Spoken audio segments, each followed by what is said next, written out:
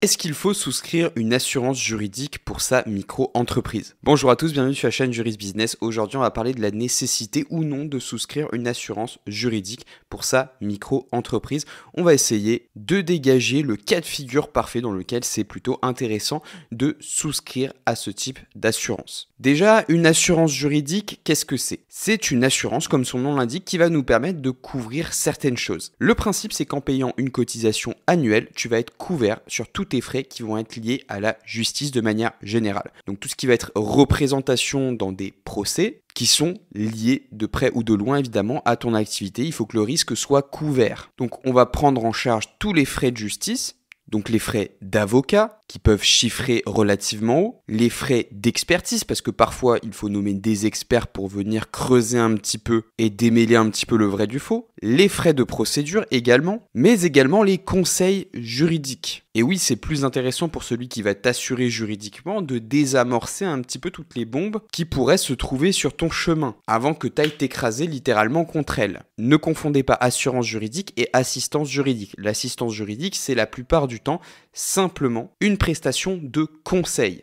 Là, sur l'assurance, on a vraiment une prise en charge complète de tous vos frais juridiques. Il y a plusieurs cas dans lesquels l'assurance juridique, elle est intéressante. Je parle évidemment de la micro-entreprise, mais je vais vous donner un exemple concret qui va vous permettre vraiment de bien comprendre l'utilité ou non d'une assurance juridique.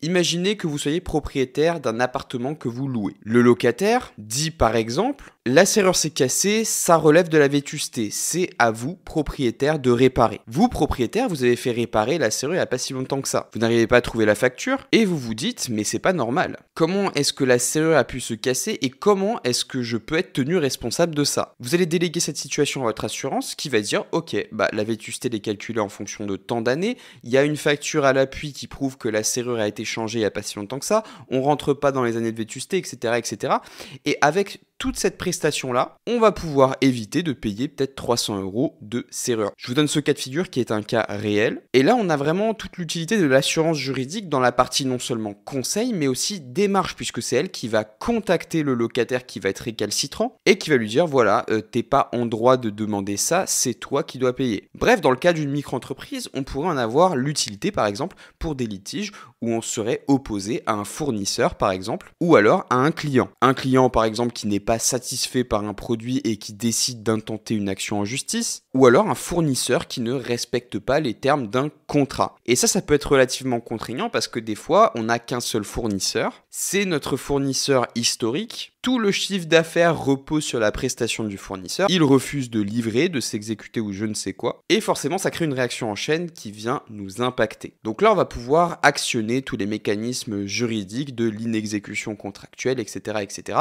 Et ça, vous pouvez le déléguer directement à votre assurance juridique. Donc voilà, c'est tout pour cette vidéo. J'espère qu'elle vous a plu. Si c'est le cas, n'oubliez pas de vous abonner, de mettre un pouce bleu et écrivez-moi en commentaire si vous souhaitez que je vous développe un petit peu tout ce que vous pouvez actionner si jamais vous êtes victime justement d'une inexécution contractuelle. Allez, je vous retrouve dans les vidéos qui s'affichent à l'écran.